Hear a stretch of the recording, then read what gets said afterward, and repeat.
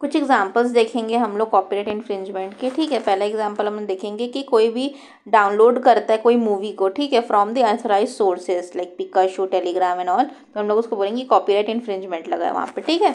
कोई भी पर्सन अगर यूज़ करता है टेलीविजन सीरीज का क्लिप, मतलब किसी भी एक यूट्यूब क्रिएटर का कंटेंट को दूसरा यूट्यूब क्रिएटर यूज़ कर लेता है और क्रेडिट भी नहीं देता तो, और पब्लिश करता है उसके कंटेंट को अपने चैनल पे, तो ये होगा कॉपीराइट इन्फ्रिंजमेंट। तो उसके ऊपर कॉपीराइट लग जाएगा और मे बी वो वीडियो रिमूव हो सकती है या फिर ऑल अदर क्रिमिनल प्रोसीडिंग भी चालू हो सकती है उसके सामान को यूज़ करने के लिए, ठीक। When someone uses songs background, ठीक है, और songs music as a background on his music, मतलब ये बेसिकली किसी का म्यूजिक चुराओगे तो भी वो कॉपीराइट इन्फ्रिंजमेंट लग जाएगा।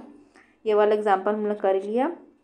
फिर super cassette industry limited versus YouTube and Google. यहाँ पे बेसिकली क्या हुआ था, जो क्या बोलते हैं कुछ मतलब क्लिप्स वगैरह थे इसके सुपर कैसेट इंडस्ट्री लिमिटेड के, ठीक है। तो ये जो यूट्यूब और जो गूगल क्या करते थे, उसके जो क्या बोलते हैं जो वीडियोस रहते थे, ठीक है, उसको ना डिस्ट्रीब्यूट करते थे, रिप्रोड्यूस करते, डिस्प्ले करते थे अपने वेबसाइट पे। तो फिर जो ये सुपर कैसेट वाले लोग क्या किए कि ये मतलब उसके लिए सूट फाइल कर दिए कि जो यूट्यूब बिजनेस मॉडल है वो सब्सटेंशियल प्रॉफिट कमा रहा है यूज़ करके हमारा वर्क को, और अपने उसमें अपलोड कर रहा है विदाउट अप्रूवल, परमिशन बिना लिए अपलोड कर रहा है विदाउट पेइंग एनी रॉयल्टी, ठीक है, फॉर द सेम, ना पैसा दे रहा है और ना परमिशन ले रहा है, ठीक है। तो कोर्ट हेल्ड की कि जो यूट्यूब है और ये जो गूगल है उन लोग को स्टॉप करना पड़ेगा, क्या, डिस्ट्रीब्यूट करना, रिप्रोड्यूस करना, डिस्प्ले करना जो भी है, जो भी ऐसे मतलब ऑडियो विजुअल वर्क्स हैं किसके, जो कि एक्सक्लूसिव राइट होल्ड करते हैं SSIC के द्वारा, मतलब सुपर कैसेट इंडस्ट्री लिमिटेड के द्वारा, जो भी रहता है उसको नहीं कर सकते। देन ये एक्सेप्शन ऑफ कॉपीराइट इन्फ्रिंजमेंट आएगा तो हम सेक्शन 52 बोलेंगे, मतलब क्या क्या चीज़ कॉपीराइट इन्फ्रिंजमेंट में नहीं आता, ठीक है। What does not amount to copyright infringement, section 52 बात करता है। Certain acts do not result in copyright infringement, कुछ एक्ट जो है कॉपीराइट इन्फ्रिंजमेंट में नहीं आते हैं। सच एक्ट्स और usage of copyrighted work are allowed without permission from copyright owner, ठीक है। वही है कि such acts usages of copyright work allowed without the permission from the copyright owner। मतलब वही है कि कौन से एक्ट ना अलाउड मतलब कौन से एक्ट रिजल्ट नहीं होंगे कॉपीराइट इन्फ्रिंजमेंट में, ठीक है। फिर acts that do not result in copyright infringement are, जो एक्ट जो कि कॉपीराइट इन्फ्रिंजमेंट नहीं करवाते वो हैं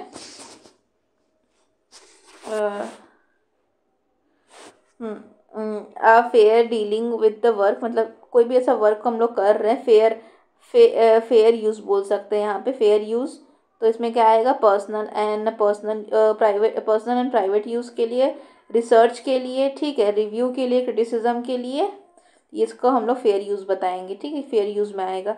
फिर reporting of current affairs events including lectures delivered in public, ठीक है। देन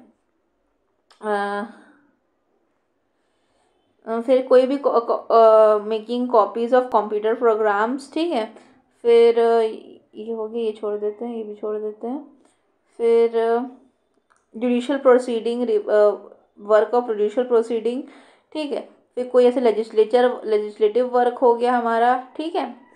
फिर रेसिटेशन और रीडिंग इन पब्लिक, ठीक है। पब्लिश्ड जो भी पब्लिश हो रहा है ड्रामेटिक या लिटरेरी वर्क को अगर मतलब रिसाइट कर रहे हैं, रीड कर रहे हैं, तो वो भी इन्फ्रिंजमेंट में नहीं आएगा, ठीक है। और कोई भी वर्क प्रोड्यूस कर रहा है कोई टीचर, ठीक है, इन कोर्स ऑफ इंस्ट्रक्शन, मतलब पढ़ाने के कोर्स में अगर कुछ कर रहा है तो फिर वो इन्फ्रिंजमेंट में नहीं आएगा, ठीक है। कोई भी ड्रामेटिक, लिटरेरी या म्यूजिकल वर्क कोई कर रहे हैं एजुकेशन इंस्टीट्यूशन में, स्टूडेंट कर रहे हैं या स्टाफ कर रहे हैं, और जहाँ पे ऑडियंस बहुत लिमिटेड है, ठीक है, तो वहाँ पे कॉपीराइट इन्फ्रिंजमेंट में नहीं आएगा। Then causing a record to be heard in public, मतलब वही है कि कोई मतलब एनक्लोज्ड हॉल में कर रहे हैं या रूम में कर रहे हैं, ठीक है, तो वो चीज़ मतलब कोई मतलब पब्लिकली ही कर रहे हैं लेकिन ऑडियंस कम है, पब्लिक है लेकिन ऑडियंस नहीं है, ऑडियंस कम रहेगा तो दैट केस वो इन्फ्रिंजमेंट में नहीं आएगा।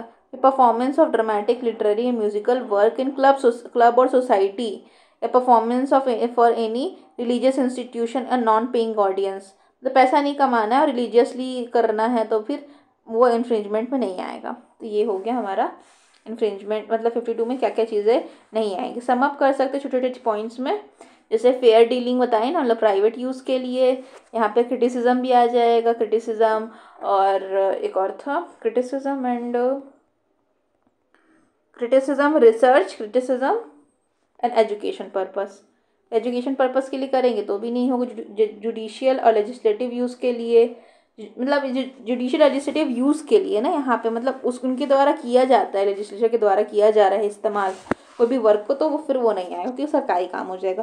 ये पब्लिक इंटरेस्ट के लिए यूज़ किया जाता है, लाइब्रेरी आर्काइव्स के लिए यूज़ किया जाता है, रिपोर्टिंग ऑफ करंट इवेंट होता है, रिलीजियस एंड ऑफिशियल सेरेमनीज अगर हो रही है तो, या तो फिर पब्लिक परफॉर्मेंस नॉन कमर्शियल लेने का मतलब, नेचर का मतलब पैसे नहीं कमा रहे हैं उसमें से हम लोग।